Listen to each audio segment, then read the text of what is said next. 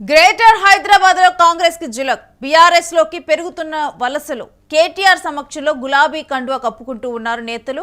పీర్జాదిగూడ మాజీ mayor Jakka Venkatareddy Congress party నుంచి BRS లో చేరారు.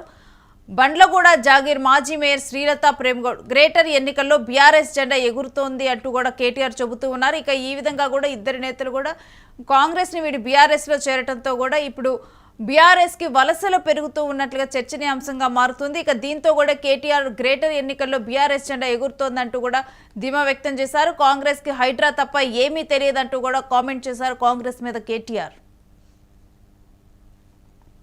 టెండర్ పూర్తయింది. ఎల్ఎన్టీ అనే కంపెనీ ఏదైతే మెట్రో కట్టిందో వాళ్ళకే వర్క్ వచ్చింది. సరిగ్గా ఈ పాటికి 2 ఏళ్లలోనే పని పూర్తయి ఈ పాటికి చుక్ రైలను ఉరుకుతున్నాయి మీ కాడికి. ఎందుకంటే మీ దగ్గర ల్యాండ్ అక్విజిషన్ లేదు, భూసేకరణ లేదు. మంచిగా ఓఆర్ఆర్ పక్కెంబడినే తీసినాం తొవ్వ కూడా అందులోకెళ్ళే పెడితే అయ్యిపోతుండే. ఈ పాటికి 18 నెలలు ఒడిచిపోతుండే. ఈ పాటికి మీకు రైలు కనబడుతుండే. ఈ రైలు రేవంత్ రెడ్డి ఎంత మూర్ఖుడు అంటే ఆయనకు తెలియదు, అర్థం కాదు. చెప్తే ఈనాడు ఆయనకు నేను చెప్పిన అసెంబ్లీలో కూడా, అయ్యా నీకు అర్థం కావట్లేదు ముఖ్యమంత్రి గారు, అది ఎయిర్పోర్ట్కు రైలు అంటే ఎయిర్పోర్ట్కి పోయేటోడు ఎక్కడరా అయ్యా, మధ్యలో నర్సింగ్ ఉంటుంది, బద్వేలు ఉంటుంది, మధ్యలో బండ్లగూడు ఉంటుంది, ఆడ ఉండేటోళ్ళు ఉంటారు, ఎక్కేటోళ్ళు దిగేటోళ్ళు ఇటు వచ్చేటోళ్ళు పోయేటోళ్ళు వాళ్ళు కూడా ఎక్కుతారా నాయన, ఓన్లీ ఎయిర్పోర్ట్కి పోయి ఎయిర్పోర్ట్కి వెళ్ళి వచ్చేటోరు రారు అని చెప్తే మేమే బెబ్బెబ్బే తెలియదు పీకది. అంటే ఇంత అన్యాయమా? రాజేంద్ర నగర్ నియోజకవర్గం బాగుపడుతుందంటే నీకెందుకు బాధ? పందై 100 ఏళ్ళు బతికింది అనుకంటే నందై 4 ఏళ్ళు బతికిందని ఏమాట. పంది లెక్క 100 ఏళ్ళు బతికిన దానికంటే నంది లెక్క 4 ఏళ్ళు బతికినా చాలు. ఇప్పుడు జీవితం అంతా అందరం చస్తాం ఏదో ఒక రోజు. బతికిన నాలు ఖదర్తో బతకాలి. చచ్చిపోతే కూడా మంచోడు చచ్చిపోయిన అనాలి. చచ్చిపోతే ఈ బద్మాష్ గడు చచ్చిపోయినా ఏం అనుకుంటే కష్టం. గట్లుండాలి. కానీ నేను అడుగుతున్నా, ఇదేంది నాకు అర్థం కాదు. ఏం అభివృద్ధి ఆశించిపోయినావు నువ్వు? గచ్చిబౌలి నుంచి శంషాబాద్కు మెట్రో రైలు మంజూరు చేయడమే కాదు. ఇక ఈ అంశాన్ని గురించిన డీటెయిల్స్ మా ప్రతినిధి సతీష్ని అడిగి తెలుసుకుందాం. సతీష్, కాంగ్రెస్ కి హైడ్రా తప్ప ఏం తెలియదంటూ కేటీఆర్ కామెంట్స్ చేశారు. ఇక దీంతో కూడా వలసలు పెరుగుతున్నాయి ఇప్పుడు బీఆర్ఎస్ కి. పూర్తిగా ఈ అంశం గురించిన డీటెయిల్స్ ఏంటి?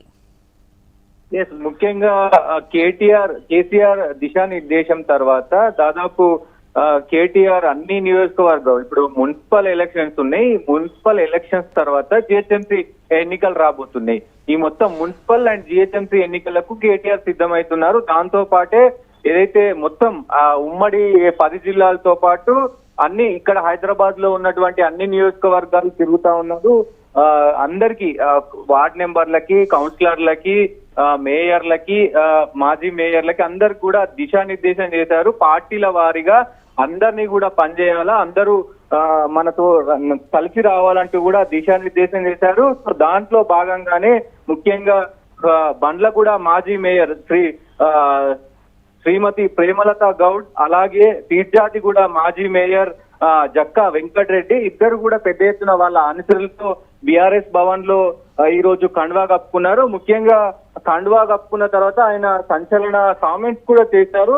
దాంతో పాటు ముఖ్యంగా ఈ మధ్యకాలంలో కనుక చూస్తే బీఆర్ఎస్ లో కొన్ని చేరికలు అయితే జరుగుతున్నాయి. సో దానికి సంబంధించి రాజేంద్ర నగర్ నియోజకవర్గంలో పెద్ద ఎత్తున కీలక నేతలంతా కూడా ఆ నియోజకవర్గానికి చెందినటువంటి కీలక నేతలంతా కూడా బీఆర్ఎస్ లో చేరారు. అలాగే కొల్లాపూర్ నియోజకవర్గంలో కూడా ఈ మధ్య కాలంలో జనవరి 8న పెద్ద ఎత్తున కాంగ్రెస్ కు సంబంధించినటువంటి నాయకులు కొంతమంది బీఆర్ఎస్ లో చేరారు. అలాగే షేర్లింగంపల్లి నియోజకవర్గంలో కూడా దాదాపు చాలా మంది ఏదైతే ఈ కౌన్సిలర్లు ఉన్నారో వాళ్ళు కూడా చాలా మంది చేరారు. ఈ మధ్య కాలంలో యువజన నాయకులు కూడా పెద్ద ఎత్తున బీఆర్ఎస్ లో చేరడం జరిగింది. సో ఈ నేపథ్యంలోనే వీళ్ళంతా కూడా చేరి ఉండడంతో ఆయన కీలక కామెంట్స్ అయితే చేశారు.